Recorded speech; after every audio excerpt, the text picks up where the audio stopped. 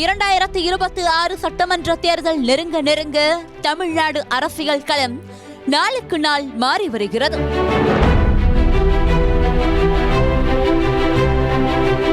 அதன் அடிப்படையில் இவ்வளவு நாள் கூட்டணி பலமின்றி இருந்து வந்த அதிமுக தற்போது பாஜகவுடன் கூட்டணி அமைத்து பெரும் போருக்கு தயாராகி வருகிறது.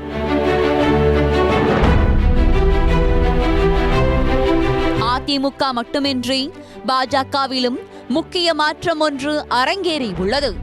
அதுதான் மாநில தலைவர் மாற்றம். அதாவது தமிழக பாஜகவின் தலைவராக இருந்த அண்ணாமலை மாற்றப்பட்டு நயினார் நாகேந்திரன் புதிய தலைவராகி உள்ளார்.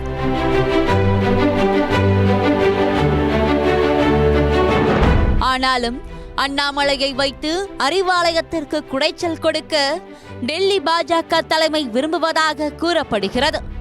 இதற்காக தேசிய செய்தி தொடர்பாளர் பதவியை அண்ணாமலைக்கு கொடுத்து திமுகவிற்கு எதிராக அட்டாக் செய்ய பாஜக தலைமை முடிவு செய்துள்ளதாக கூறப்படுகிறது.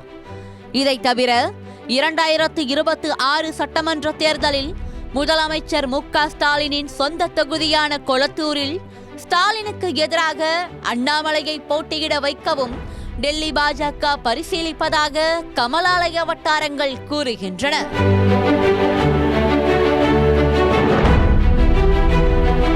கடந்த நகர்ப்புற உள்ளாட்சி தேர்தல், 2024 நாடாளுமன்ற தேர்தல் ஆகியவற்றில் வடசென்னை தொகுதிக்குட்பட்ட கொளத்தூரில் அதிக வாக்குகளை பாஜக வாங்கியிருந்ததாகவும் இதையெல்லாம் மனதில் வைத்தே ஸ்டாலினுக்கு எதிராக அண்ணாமலையை களத்தில் இறக்கி திமுகவிற்கு குடைச்சல் கொடுக்க டெல்லி பாஜக திட்டமிட்டு வருவதாகவும் கூறப்படுகிறது.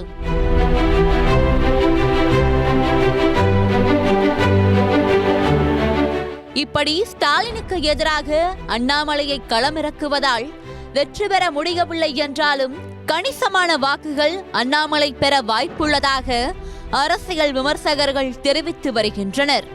இந்நிலையில் மத்திய பாஜகவின் இந்த பிளான் மாநில பாஜகவுக்கு என்ன மாதிரியான ரிசல்ட்டை கொடுக்க போகிறது என்பதை பொறுத்திருந்துதான் பார்க்க வேண்டும்.